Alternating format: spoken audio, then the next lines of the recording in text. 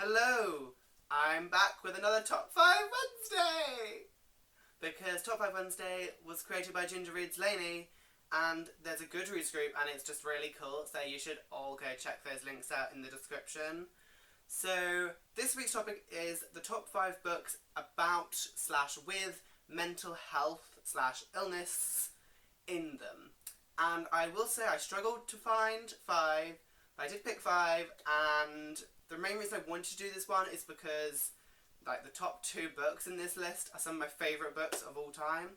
So yes, the first 2 I picked because whilst the mental health is mentioned, there isn't a huge plot significance to it, but the fact that these characters exist in these fantasy worlds, I just love that diversity. So the first one is from Angel Fall by Susan E., and it is Penryn's mother.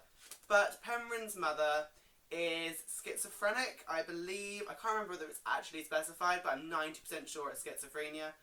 But the fact is, she, is off her meds because of the Angel Apocalypse. And it's just really cool to see a character with mental health being such a badass, especially in End of Days. Whilst she is a really difficult mother, she is very absent. When she is there for Paige and Penryn, she really cares, and it's just beautiful. So yes, that's number 5. Number 4 is one that I feel like a lot of people forget, and that is the Camp HalfBlood Chronicles by Rick Riordan, because all the demigods in these series have ADHD and dyslexia. And I think that's forgotten because it's not hugely significant to the plot, but it is there. All the characters have it. And even if they're not specifically said, oh, they have it, they have it because that's what, the demigod brain is like. And I just think it's great to see such a lot of characters with it, because you obviously get a lot of half-bloods in this series, and all of them have dyslexia and ADHD.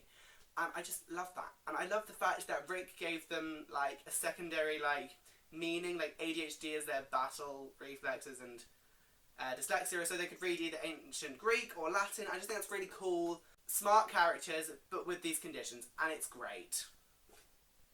Moving into top 3. The top 3 are all about mental illness, huge plot points, and the reason I've put my third one in third is because it is an autobiography, and that is Reasons to Stay Alive by Matt Haig.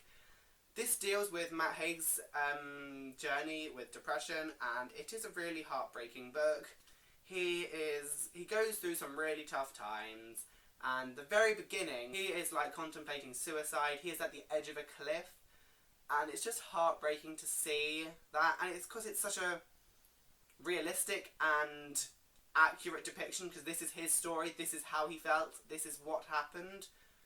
You just kind of really hits home how bad depression can be, and I think a lot of people also mock depression because it's just casually tossed around.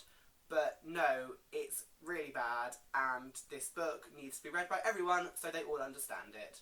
Coming in at number 2 is one of the books that I read last year, and since then, I think about this book quite a lot, I'm not gonna lie, and I gave it 4 stars, but the more I reflect on it, the more I wish I'd just given it the 5 stars, because, yeah.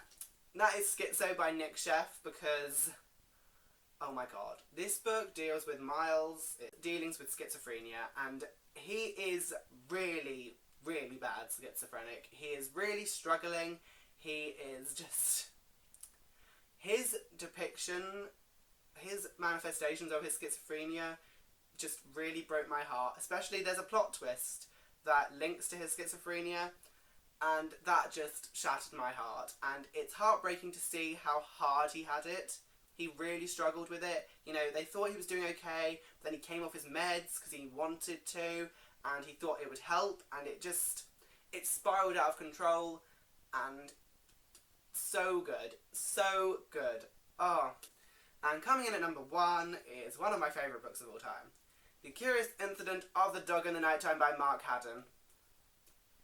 While it isn't specified, the main character, Christopher, is either autistic / Asperger's. You're not really sure, you're not really told, but oh my god, this book is just phenomenal. It's written in first person, and because he's autistic / Asperger's, it's told in a very particular way that is very kind of like,